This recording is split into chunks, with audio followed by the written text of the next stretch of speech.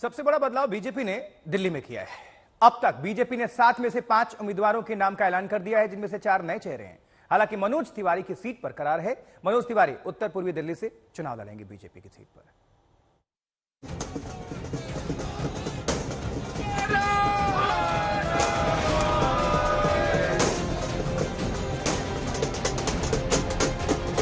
दिल्ली के चुनावी समर को लेकर अटकलें तो लगातार चल रही थीं, लेकिन जब बीजेपी प्रत्याशियों की पहली लिस्ट में दिल्ली के 5 नामों का ऐलान हुआ, तो राजधानी की 5 सीटों पर ही सबसे बड़ा खेला दिखा।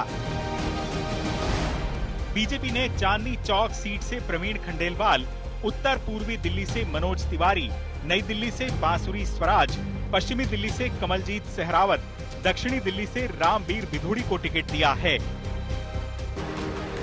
यानी दिल्ली की 5 सीटों में बीजेपी ने सिर्फ मनोज तिवारी को ही दोबारा रिपीट किया है। चांदनी चौक से डॉक्टर हर्षवर्धन का टिकट कटा, नई दिल्ली से केंद्रीय मंत्री मीनाक्षी लेखी का, पश्चिमी दिल्ली से प्रवेश वर्मा और दक्षिणी दिल्ली से रमेश बिधूड़ी को टिकट नहीं मिल सका है।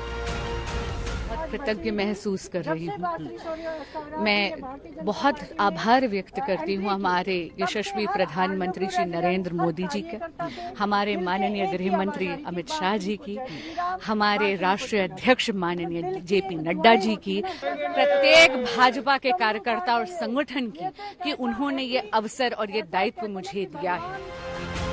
बीजेपी ने अभी पूर्वी दिल्ली और उत्तर पश्चिम सीट से प्रत्याशियों का ऐलान नहीं किया है। 5 में से 4 सांसदों का टिकट कटने के बाद इन 2 सीटों को लेकर भी संशय बढ़ गया है। पूर्वी दिल्ली के सांसद गौतम गंभीर तो टिकट के ऐलान से पहले ही बीजेपी अध्यक्ष नड्डा को चिट्ठी लिखकर राजनीति से संन्यास का संकेत दे चुके हैं। वहीं पश्चिमी दिल्ली सीट से हंसराज हंस को लेकर अभी फैसला नहीं हुआ है। बीजेपी ने बीते चुनाव में दिल्ली की सभी 7 सीटों पर कब्जा किया था। माना जा रहा है कि सांसदों के रिपोर्ट कार्ड को देखते हुए दिल्ली के 4 सांसदों का टिकट काटने का फैसला किया है। दिल्ली में इस बार कांग्रेस और आम आदमी पार्टी 7 चुनावी मैदान में उतरे हैं।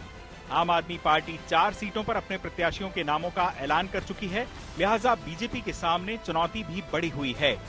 माना जा रहा है कि चुनौती के बीच जीत की गारंटी के लिए ही बीजेपी ने दिल्ली में ये बड़ा फैसला किया है। आज तक ब्यूरो।